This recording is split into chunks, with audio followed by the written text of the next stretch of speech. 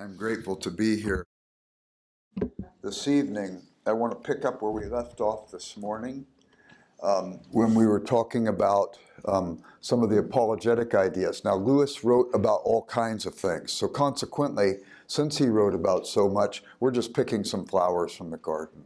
There's too much to cover. But nevertheless, I left off with the idea of materialism. But I'm going to pray one more time also, if you don't mind. Father, again, one evening in a lifetime of evenings, I pray that each of us would hear something from you and that we would sense your love, that you took from the words of one person something that had meaning in each of our hearts. And I pray, Father, that that would happen this evening, and we know it can't happen without the work of your Holy Spirit. So please, Father, let your Holy Spirit be at work in a manner that glorifies Christ. In your name we pray. Amen. Yesterday we talked about some of the longings. Lewis sensed the longings. He was nurtured by the longings and looked for the proper object. When he was a materialist, he felt that these longings were nothing more than the chemistry, the body chemistry of the very things that we said the materialist was given to. When he saw the incongruity in his materialism, he rejected it. There's an essay called Religion, Reality, or Substitute. It's in Christian Reflections. And he sets forth what he calls the insoluble difficulties of materialism in that essay, if you want to read more detail. The other thing, too, in a letter he wrote to Sheldon von Auken, he connects the longings and shows how materialism is false. In the little book that Marge was sharing with us about this morning, the letters that are in Severe Mercy, in one of those letters, Lewis had received a letter from von Auken where he said he thought the materialistic universe was ugly. Lewis responded, "You say the materialist universe is ugly? I wonder how you discovered that. If you are really the product of a materialistic universe, how is it you don't feel at home there? Do fish complain of the sea for being wet? Or if they did, would that fact itself not strongly suggest that they had not always been, or would not always be, purely aquatic creatures? Notice how we're perpetually surprised at time. How time flies. Fancy John being grown up and married. I can hardly believe it. In heaven's name," and he says heaven significantly, "in heaven's name, why, unless indeed there is something in us which is not temporal." Now, once Lewis saw the problems with materialism, all of a sudden then these longings came rushing in on him again, and he realized maybe there is an object to these longings. So he moves from his atheism and the worldview materialism, and he drifts towards agnosticism. But Lewis said in Surprised by Joy, "Amiable agnostics will talk cheerfully about man's search for God. To me, as I was then, they might as well have talked about the mouse's search for the cat." So we can talk about at least three different types of agnostics. There could be the dogmatic agnostic. I don't know, you don't know, nobody can know. Well, the dogmatic agnostic isn't being fair. He's basically like the wolf in sheep's clothing. He's the atheist in agnostic's garb. He knows the atheist position isn't defensible, so he tries to put it in the agnostic position. But you can't be a dogmatic agnostic. It's hard to be dogmatic about what you don't know. The dogmatic agnostic could say, maybe, I don't know, that's fair. He may think that you don't know because he sees incongruity in some of your arguments, like Socrates did in the people he debated with in Athens. But for him to say nobody can know, he drifts into the same sort of problem as the atheist. Then you have the disinterested agnostic. I don't know, and frankly, I don't care. Is that a legitimate position to hold in relationship to things concerning God? Not if we are in any way sensitive to the whole history that's preceded us. Mortimer Adler, who put together the great books of the Western world, spent $2.5 million in 1948 having researchers cull through the great books of the Western tradition to find out what were the most discussed ideas. And he found that there were 102 major ideas. So he set to work writing an essay about each of these ideas, tracing its first appearance, maybe in the early Greek playwrights, all the way through the Western tradition, and each person who added to it. By the way, so it's a wonderful thing. How many of you have ever been in a reading group where you're going to read a book a month and discuss it, right? And the reading group goes along just great. You know, we're going to read The Discarded Image. We're going to read The Great Divorce. We're going to read maybe Wind in the Willows or something like this. And then all of a sudden somebody says, this month let's read War and Peace. And everybody's guilty and nobody shows up to the reading group the next week. But what if we read an essay a month? I heard Mortimer Adler say one time he didn't think he became educated till he was 60 years old. A student shot up his hand. Said, if you said you didn't think you became educated till you were 60, you must have a standard for what an educated person looks like. What is it? He said, I don't think you need to have an exhaustive understanding, but you need to have a working understanding of the 102 great ideas. That's interesting. So we've had discussion groups where we read an idea a month. These essays are about, I don't know, 15 to 20 pages long.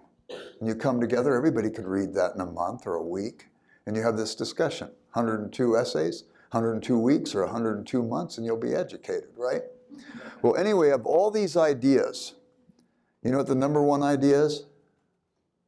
Nothing even compares to it. Nothing even comes close to the frequency of its discussion in the literature. The idea of God. The idea of God is number one. The idea of knowledge, how you know and how you know, is two. Man is third. We're mysteries to ourselves. We're trying to understand what human nature is all about. 4 is the state, man and human society, and 5 is love.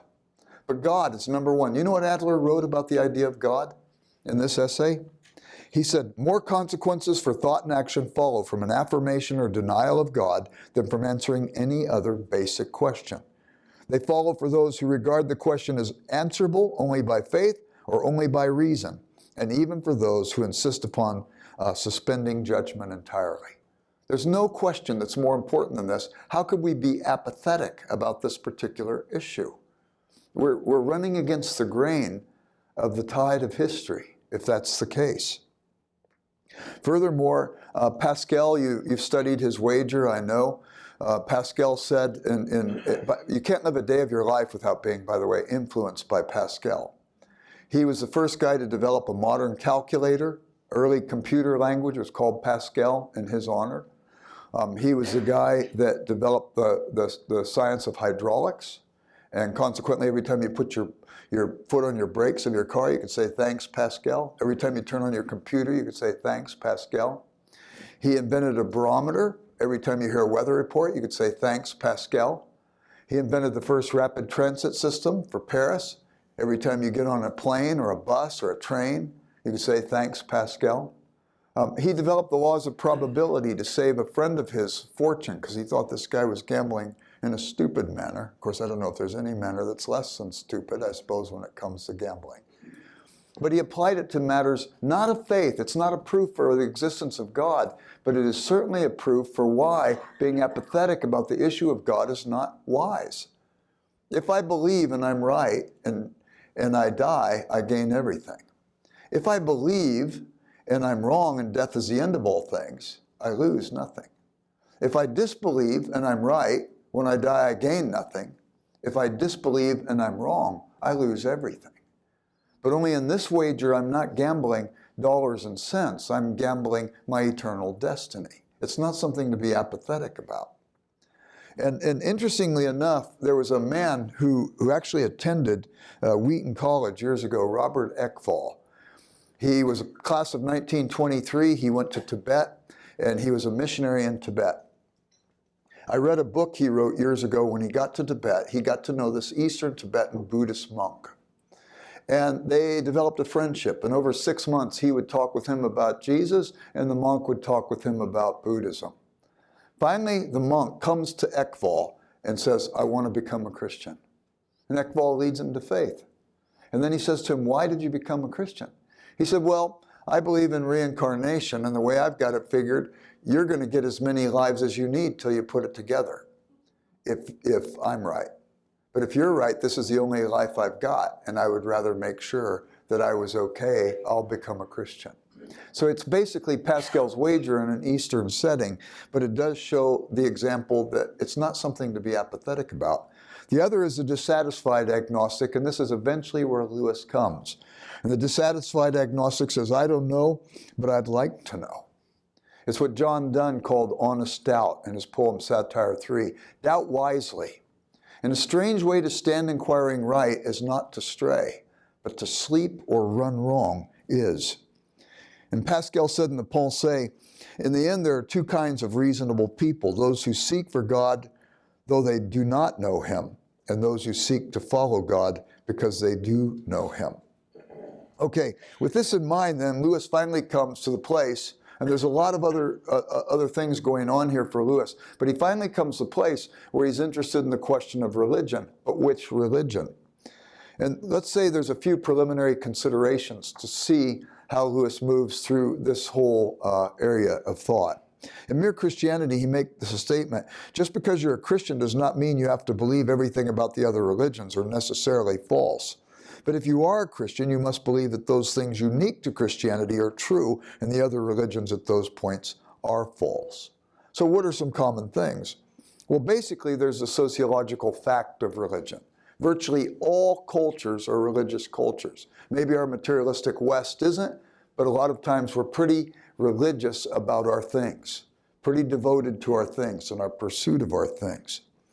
Harold Best, who used to be the dean of the Conservatory of Music here, years ago said, God made us as worshiping beings, and if we'll not worship God, we'll worship something in his place. All societies virtually are worshiping societies. The other thing, too, is the Christian is always closer to the person of any religion than any of us would be to the materialist, because there's at least religious hunger evident there. In the introduction to The Problem of Pain, Lewis shows that he was deeply influenced by one of his favorite authors, Rudolf Otto, who was a German philosopher of religion who wrote The Idea of the Holy. And Otto said there were three things he saw that were in common with all the great world religions. Lewis outlines these in the introduction to The Problem of Pain. Number one, all the great world religions believe in some divine essence. He calls it the numinous. They may define it differently if they're an animist, a pantheist, a polytheist, a dualist, a monotheist, or a monotheistic Trinitarian, but they believe in some transcendent other. Second, all the great world religions believe in a moral law that we all fail to keep and we fall short of our own standard. Thirdly, am I going too fast if you're taking notes on that? They all believe in a divine essence. Secondly, they believe in a moral law that people fail to keep. And thirdly, they believe that the divine essence is a custodian of the moral law. And I'll come back to that in a minute. I'll show you how I was able to use it in a witnessing situation. And then, what are the things then that are unique to Christianity in light of that? Well, the problem is, if there's a moral law and we fail to keep it, and the divine essence is a custodian of the moral law, we've offended the divine essence. How do we fix what's broken in us?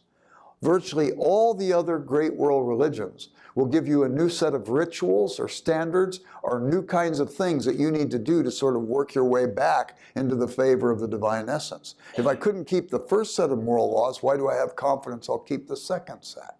And it all becomes sort of works-oriented. Only Christianity says man can't fix the problem. He needs grace. And the incarnation is God's provision. So Evelyn Underhill, an author who, by the way, she was the first woman given university-wide lecture status at Oxford University. She wrote to C.S. Lewis after his Out of the Silent Planet, and she praised him for that book. He wrote her back. Both letters are extant.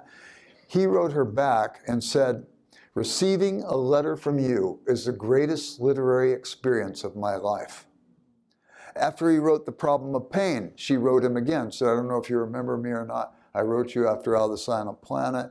He said, "Remember you, receiving a letter from you was the greatest literary experience of my life." He says it twice. She praises him for The Problem of Pain. She liked that book, but she did say that the passage on animals was about the worst thing she had read in her life. And she said, "I think that your vision of God is a little too tame. It lacks a little wildness."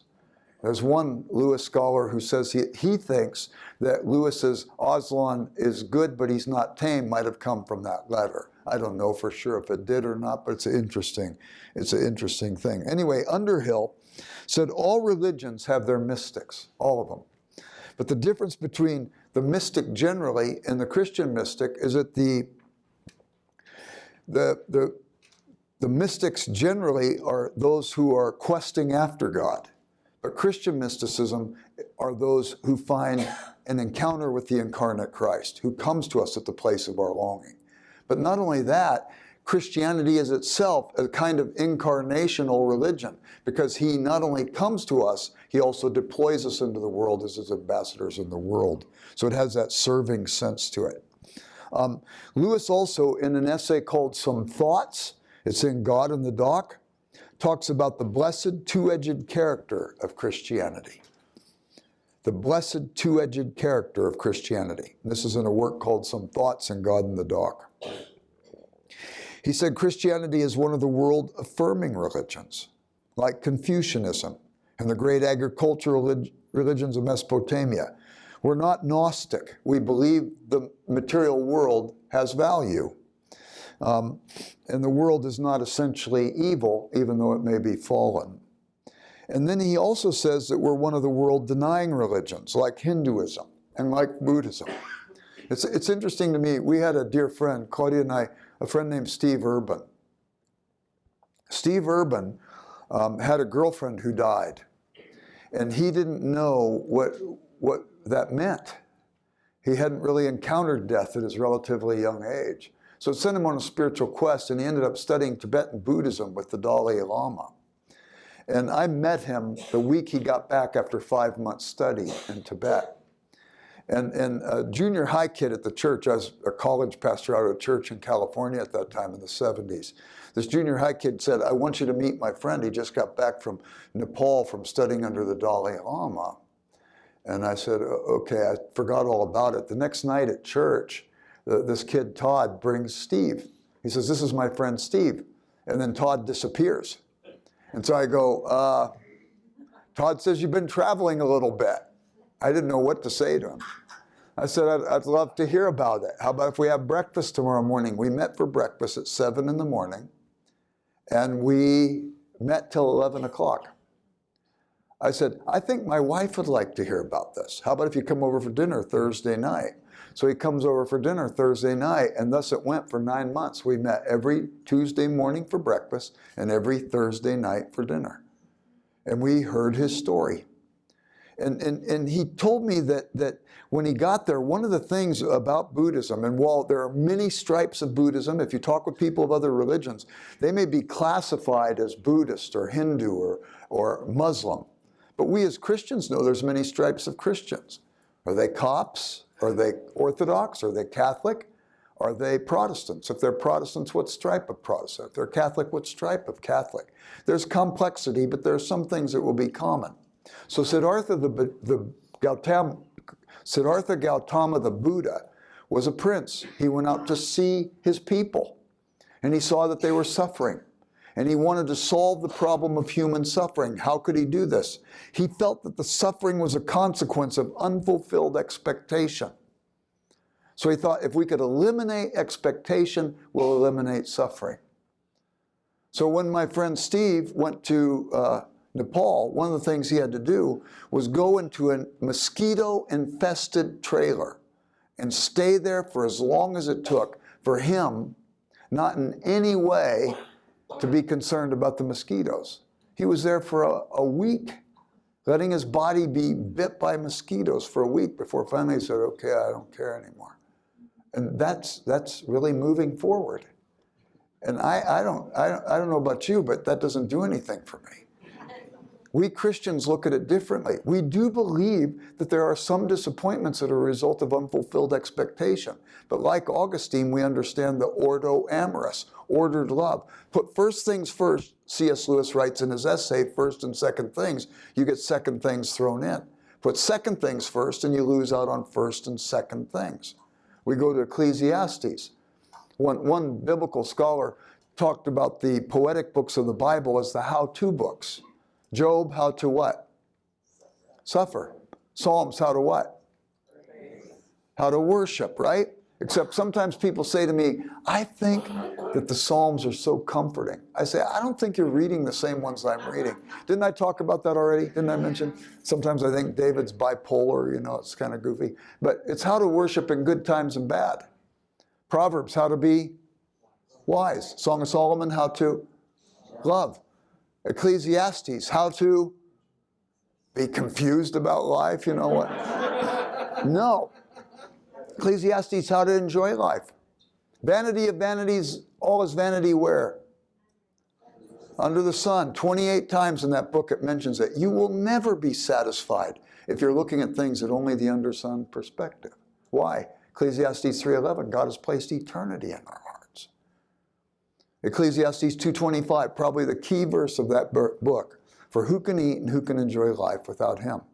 Give me all the earthly pleasures, take God away, they'll never satisfy. Give me God and I can enjoy life properly. Not like the Buddhist who says, get rid of all expectation. But find expectation in proper order and proper place and proper time. Well, you know how Steve came to faith? Claudia gave him a copy of Surprised by Joy. And he read Surprised by Joy. Lewis had the longings, but he found the proper object of the longing and was able to understand these. So I think you might have a copy of the book he wrote on mere Christianity here, Steve Urban, the same guy. He's a medical doctor now in Nashville, Tennessee, and he's done a book, a wonderful study guide on mere Christianity. And he teaches C.S. Lewis courses at his church, not too shabby. Anyway, so here is this approach to the religions of the world, where C.S. Lewis quotes something he got from Charles Williams. Charles Williams thought it was in Augustine, but he could never find it. I don't know where Williams ultimately got it. But Lewis and Williams say you can say of anything you see, this also is thou. God is in this. He is present in the world he's made. But if you stop there, you'll become an idolater. So you also have to say, neither is this thou. God is not only present and immanent in things, he's also transcendent and beyond things.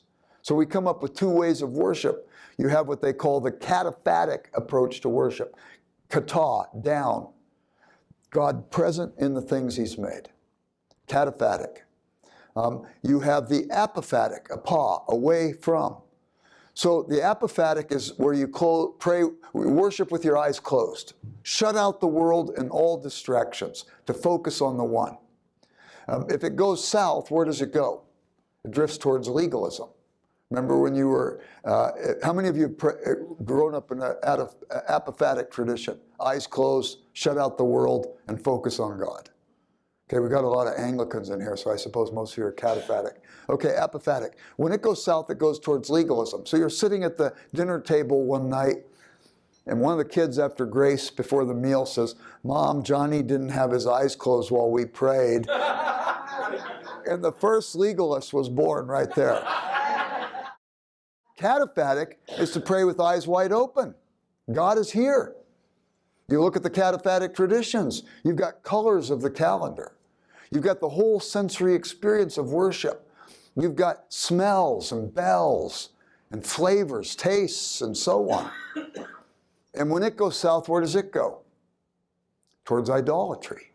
Towards idolatry. What's the corrective? To move towards the one that you're not exposed to.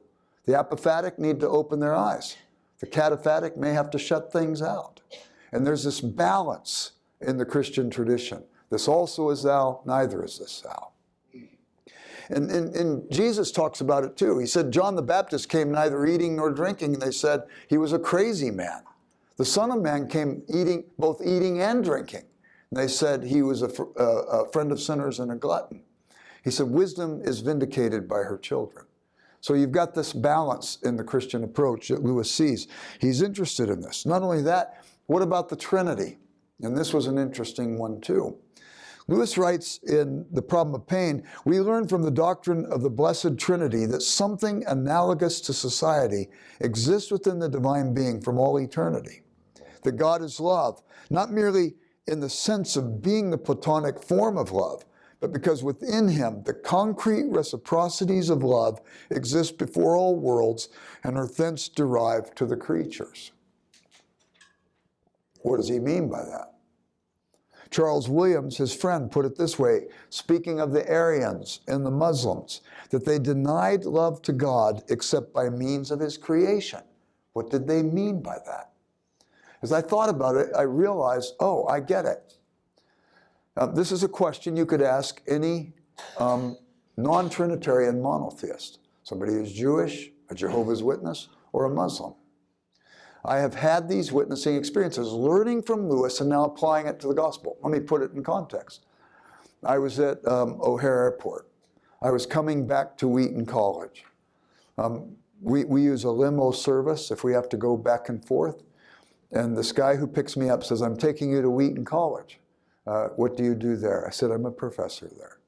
He said, what do you teach? And I said, well, my degree is in philosophy of religion. He said, what religion are you? This man's name was Hafiz Muhammad. He said, what religion are you? I said, I'm a Christian. What religion are you? He says, I'm a Muslim. Then he says to me, what do Christians believe? What's the difference between Christianity and Islam, he said. I said, well, I have to confess to you, I've read my Bible many times, but I've only read the Quran halfway. I haven't read the whole Quran.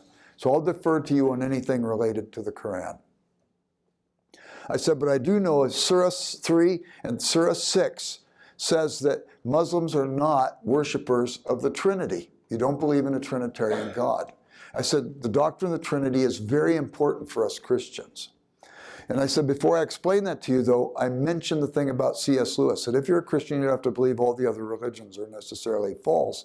But if you are a Christian, you have to believe those differences. Christianity is true and the other religions are not. And I said, in big part, it has to do with this doctrine of the Trinity. And I said, let me ask you these questions. Number one, do you believe God's a contingent being or a non-contingent being? And oftentimes when I've talked with Muslims, they'll say, what do you mean by contingent? And you have to explain to them, do you believe there's a cause for God, or do you believe that God's a necessary being? He's always existed. And Hafiz got it, and he said, I believe he's non-contingent. I said, well, Hafiz, second question, do you believe God's a God of love? He said, yes. I've had this conversation with at least 200 Muslims. They always say yes. I would expect them to say, I believe he's a just God or a merciful God or a good God. I didn't actually expect that they would say he was a God of love, but they've always said it, yes. Third question, who's the object of his love? And they're reduced to saying creation. And if God needs creation in order to exhibit love, then he's a contingent being and not a non-contingent being. And there's an inherent contradiction in all non-Trinitarian monotheism.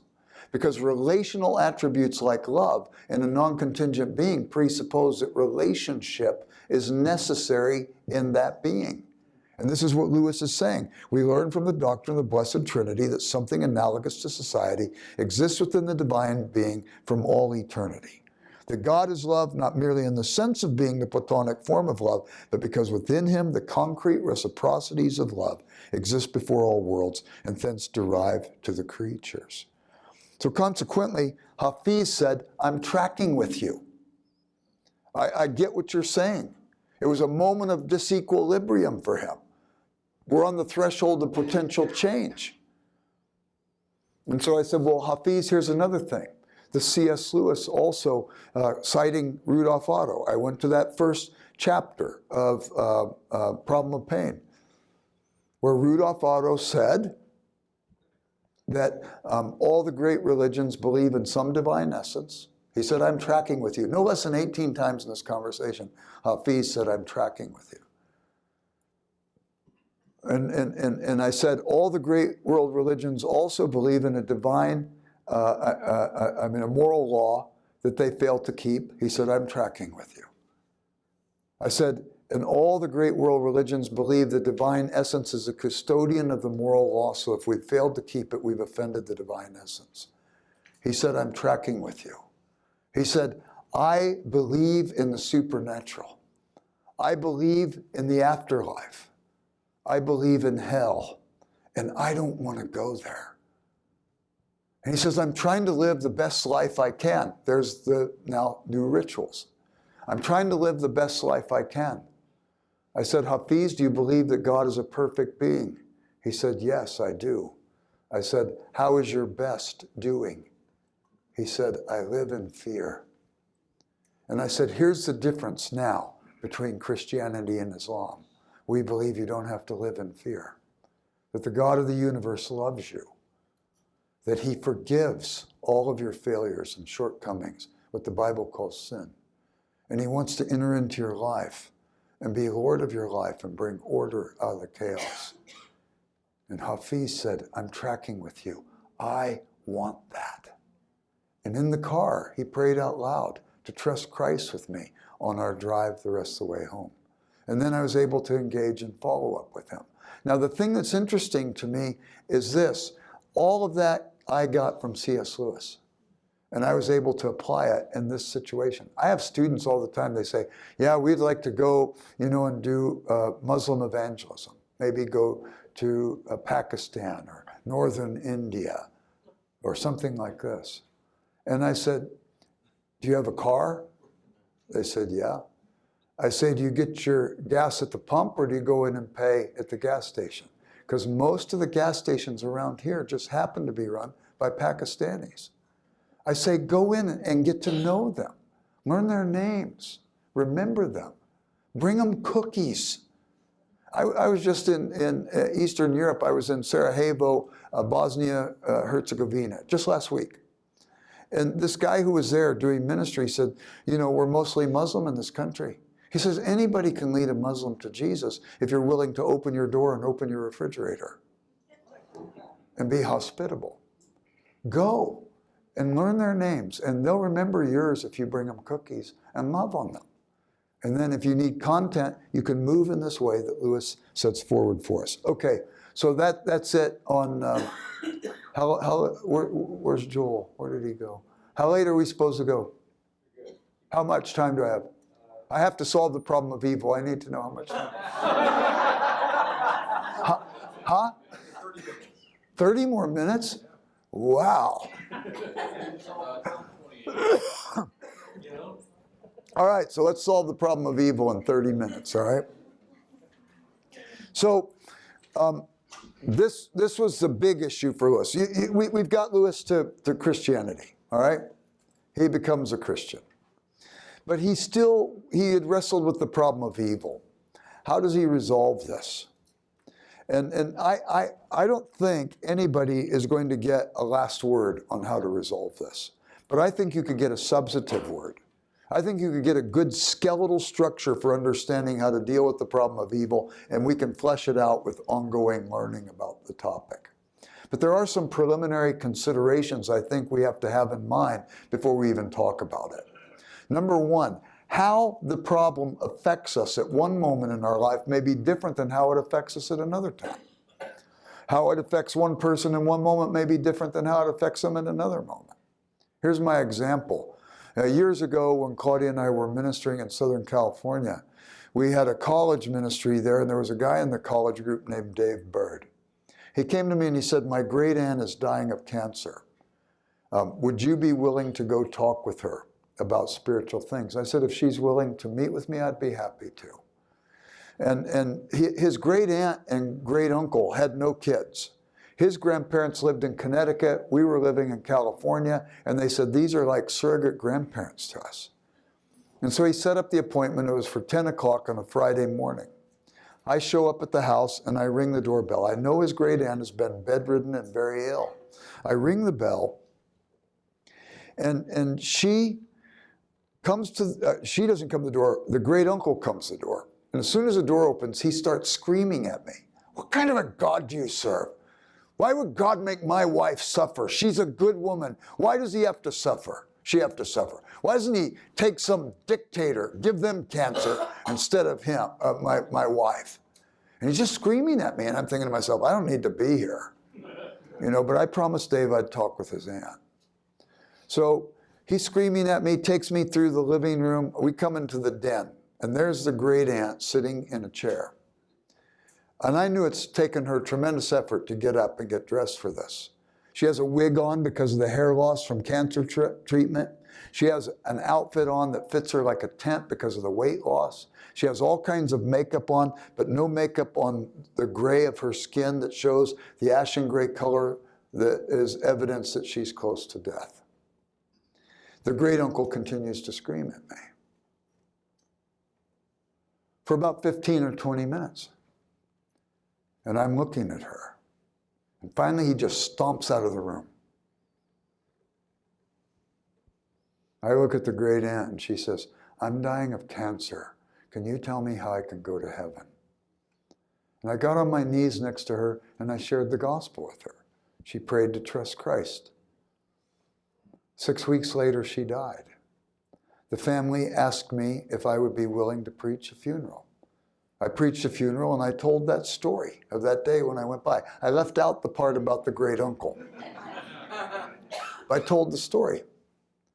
As soon as the funeral was over, the great uncle comes walking up to me like this, lickety-split, and I'm going, oh my word, is this going to happen again? He grabs my hand in both of his with tears coming down his cheeks, and he said, thank you for coming by that day. Thank you for coming by that day. Thank you, thank you, thank you.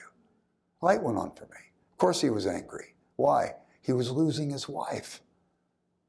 Of course she was interested in wanting to know how to go to heaven. She was losing her life. And he came up grateful because why? He saw the comfort his wife enjoyed the last 6 weeks of her life with her newfound faith. And sometimes this affects us different ways. As a matter of fact, how about yourselves? I want you to take for a second and think of the worst thing that ever happened to you in your life. You got it in your mind's eye? Okay, now think of the next worst thing that ever happened to you in your life. You got it? Now think of the next worst thing that ever happened to you in your life. Got it? Now think of the next worst thing that ever happened to you in your life.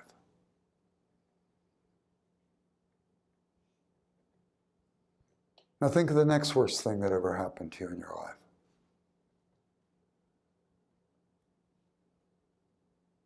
Now think of the next worst thing that ever happened to you in your life. And the next.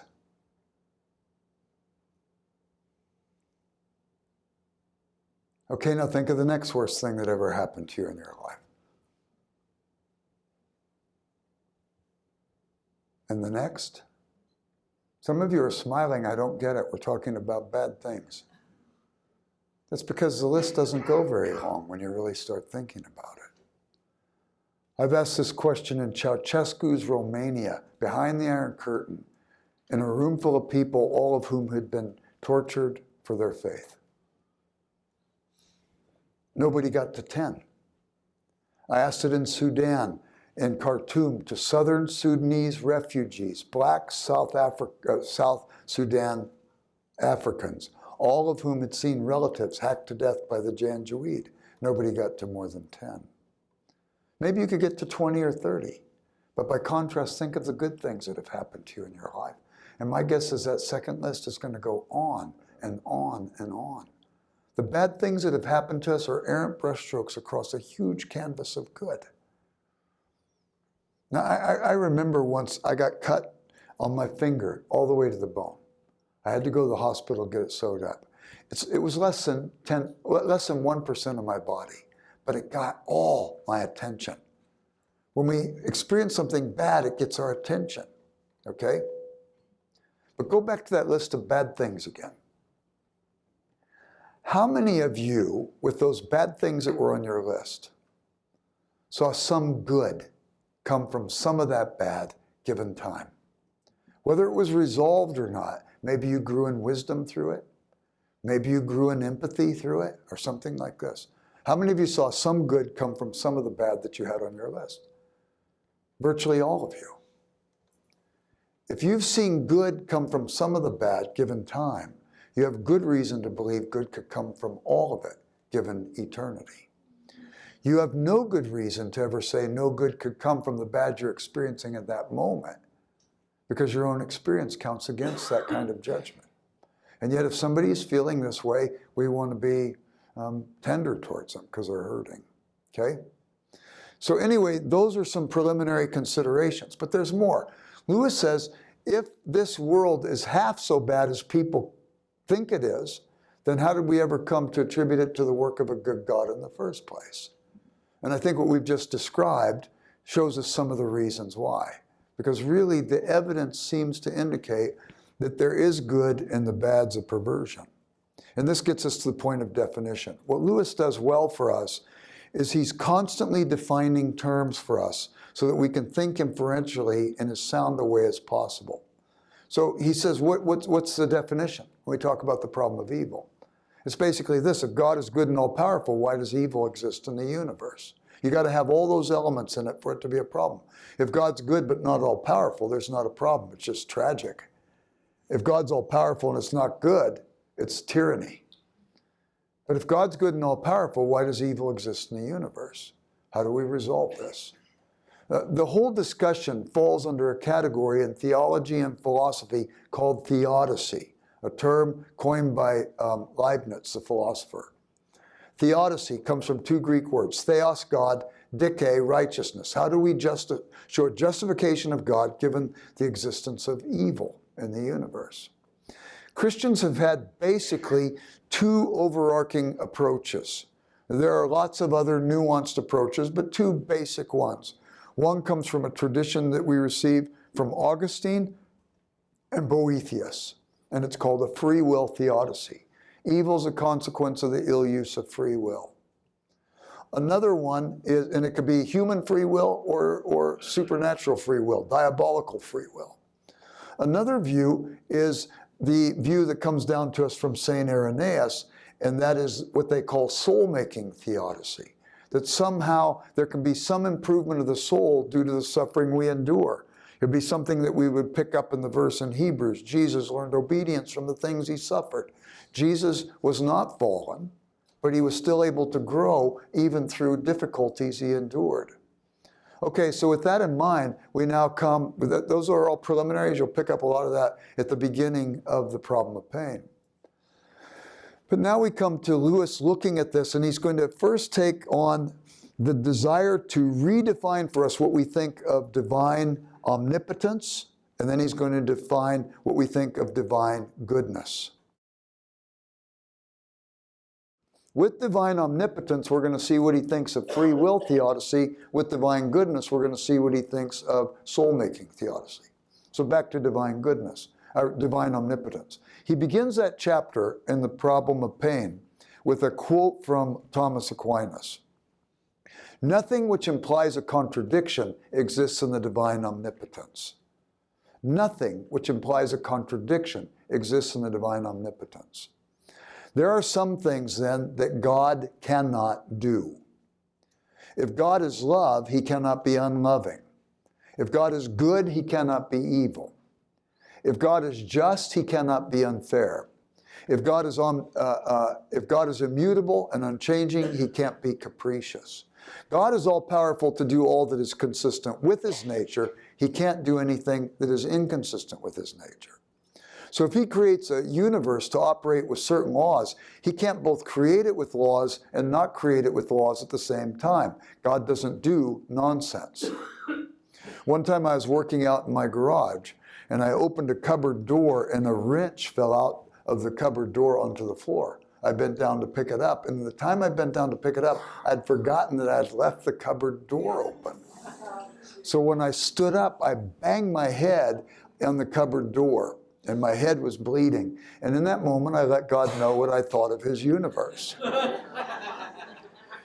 When we bang our heads, for some of us, it's more of a liability than for others. The Bible says God has the hairs of our head numbered, which means he knows less and less about some of us every day.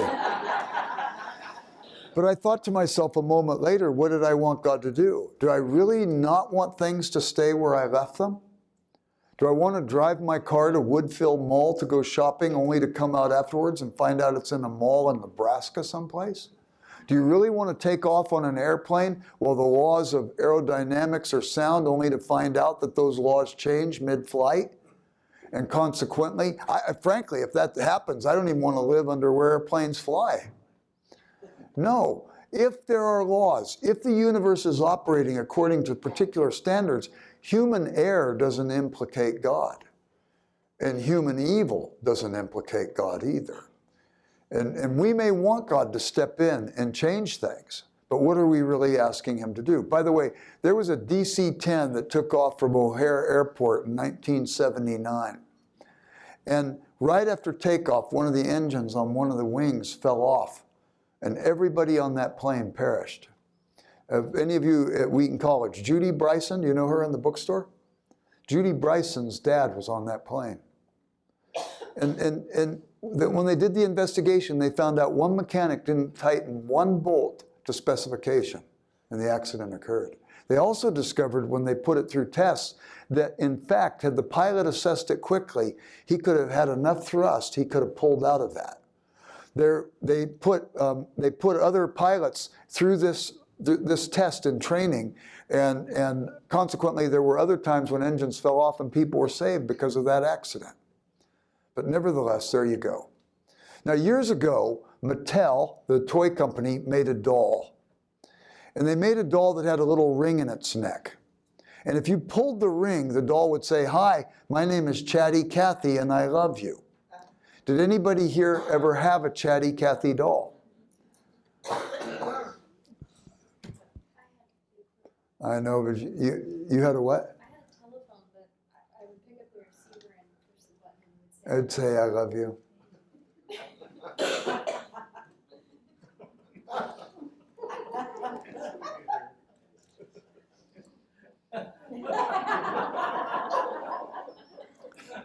It didn't really love you.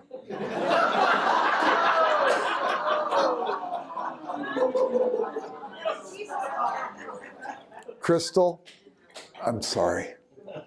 Chatty Cathy didn't really love you guys. Are there any psychologists here? They might need some. God could have put a ring in our neck. And he could have pulled it and we could have said, "Hi, God, I'm Jerry and I love you." Right?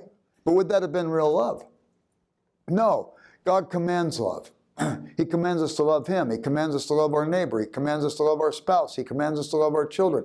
He commands us even to love our enemies. As soon as you command love, you raise it from the realm of mere emotion and place it in the realm where there could be volitional response.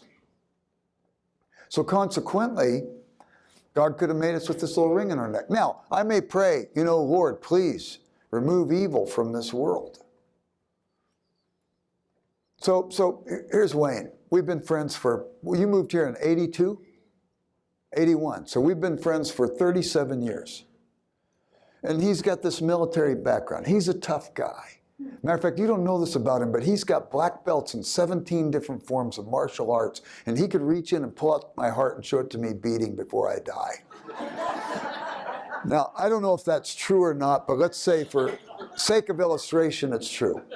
And I say something really stupid, which I'm very capable of doing. And Wayne says, "Jerry, I know we've done those books together. I want to protect my reputation a little bit. That was pretty stupid what you just said." And now I'm sort of embarrassed because he's caught me. So I try and cover it up, a little pretense or something like that. And he points that out.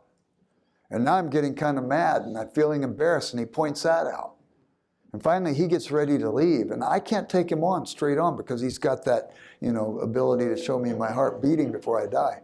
So I grab a chair here, and just as he's ready to go out, because I prayed God remove evil in this world, but now I don't want any evil removed. I've got some business to do. I'm going to hit him over the back of the head with the chair because I need some distance between me and him. And just as the chair comes down and starts to make contact with his head, God intervenes, turns it into a feather. It tickles Wayne in the back of the neck. He loves to be tickled. He turns around with this big smile on his face. I'm furious that's not the effect I wanted to produce. I pull out the .357 Magnum I always carry with me. I fire 2 rounds at Wayne. God intervenes, turns those lead bullets into marshmallows, slows down their speed. They ricochet gently off his stomach right into his hand. He likes marshmallows.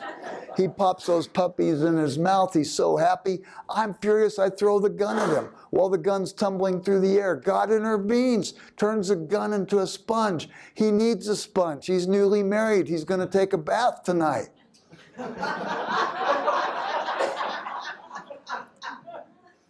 I'm so upset, I scream obscenities at him before the sound waves can reach any ears. God has dissipated the sound waves. What just happened? God put a ring in my neck. You see, if God gives us free will and then removes the consequences of the ill use of free will, Aquinas had said nothing which implies a contradiction exists in the divine omnipotence. What are we expecting from God? And there can be all kinds of problems. You know, we can talk about natural disasters. Why is it a disaster if nature does what it does? Natural disasters are natural disasters because oftentimes human incaution. It's a nice view on this cliff over Los Angeles.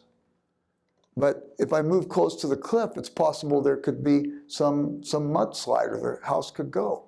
If I get a nice beach property in North Carolina, it's possible a tornado could come. Not a tornado, a hurricane. You can buy some really nice property cheap in California on the San Andreas Fault.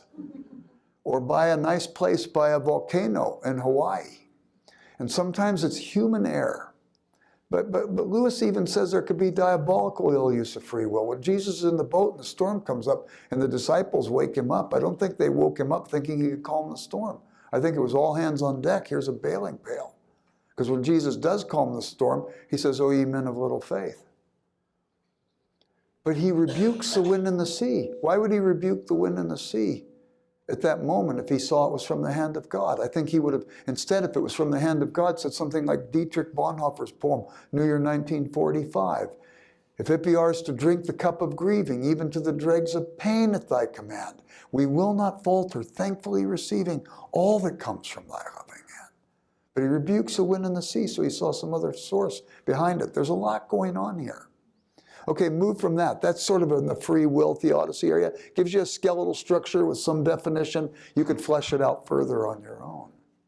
But now you come to the issue of divine goodness. And here Lewis is moving now towards the sort of soul-making theodicy. If you ask the average man on the street what the opposite of Satan is, what would they likely tell you? Excuse me, what the opposite of God was. What would they likely tell you? Satan. But is Satan the opposite of God? No. He's a created being, not an uncreated being. He's not omnipresent. My guess is probably none of us have been tempted by Satan. He probably spends his time on the big guys, you know. The Pope, the Metropolitans in the Orthodox Church, maybe the head of the Southern Baptists or the Anglicans or something like that. No, he's got his minions. He's got his hierarchy of demons. I think we can be diabolically hassled. But he can't be everywhere at the same time. He's also not very bright, Satan. The Bible says, resist the devil, he'll flee from you. He likes to traffic in fear. He likes us to be afraid of him. He likes us to treat him as if he somehow is some rival for God. But that's all a myth. The scriptures say, resist the devil, he'll flee from you. I think that he's a fool. He thinks he has a chance. And he doesn't have any chance. Remember that great hymn by Martin Luther, "A mighty fortress is our God. One little word from God shall fell him." You read the book of Revelation, and what does it say? Satan is released on the earth, and he hassles everybody, and it says, and still the people don't repent. Then he does more bad things, and it says, still the people don't repent. And then all of a sudden it says God directs a strong angel to come and bind him in a chain and throw him in the bottomless pit.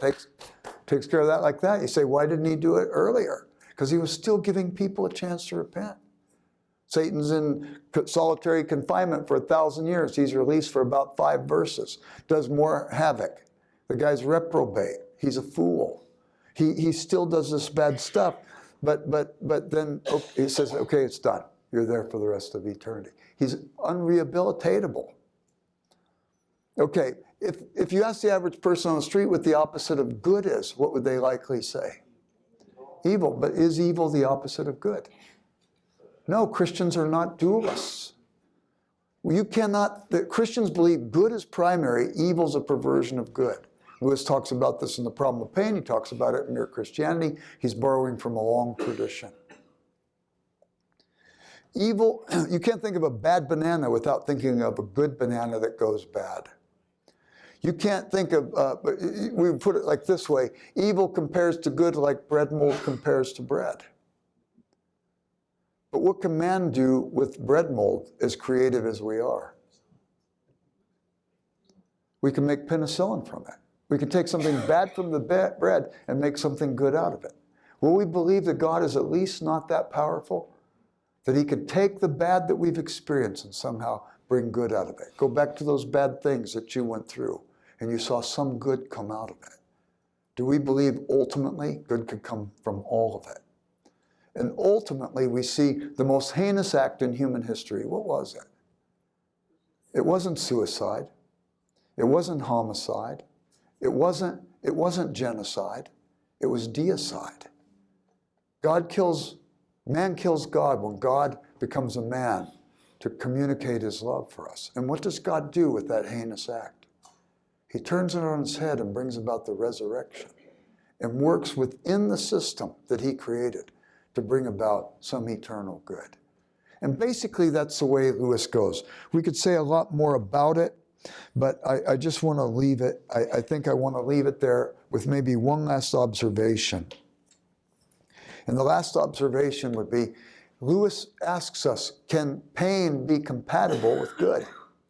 And he says, my goodness, have you never been to a dentist? I had cancer several years ago. The doctors didn't give me good odds.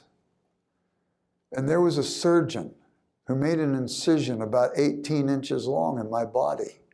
I don't believe that surgeon had ill will towards me, but he sure caused me a lot of pain. But he also cut out all that cancer and brought about great good, and I'm in the clear. And I think that we have to understand it in something like this. Again, you have to take it by faith. I played football when I was in college. We had championship teams. I was on 3 championship teams. My senior year, we were the #1 offense in the nation in NAIA Division I. And our coaches were ruthless. They drove us and drove us and drove us, but you win championships with coaches like that, but at the time you're not too happy about what they're doing. There's pain that's compatible with that which is good. Anyway, that's basically where Lewis would go. My guess is if you have at least a skeletal structure of that understanding, we didn't spend, I think I've read maybe 600 books on this issue of the problem of evil. And I still feel like I'm scratching the surface. But if you have a skeletal structure of understanding, you have something to go with when somebody asks you a question about this. And you could eventually turn it to Calvary and to the resurrection, which is the ultimate answer to the problem of evil. Okay? Joel?